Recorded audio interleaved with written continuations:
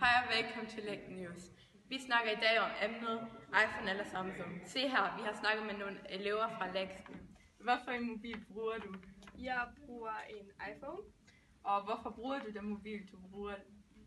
fordi jeg godt kan lide Apple, og jeg synes, det er nemt at betjene den, fordi hvis jeg har en Samsung handy i hånd, så kommer jeg ikke klar med den. Okay.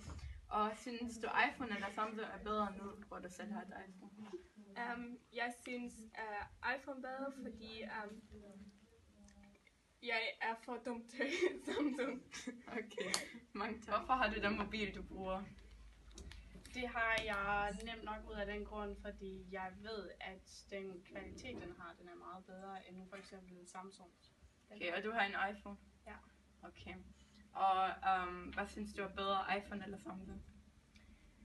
Altså jeg selv synes, at Samsung, nu for eksempel, jeg har tabt min mobiltelefon mange gange, at den godt kunne holde tingene ud, men iPhone, det går ret hurtigt i stykker, men alle de ting, den mere har på mobiltelefonen, og dens kvalitet er meget bedre end fra Samsung.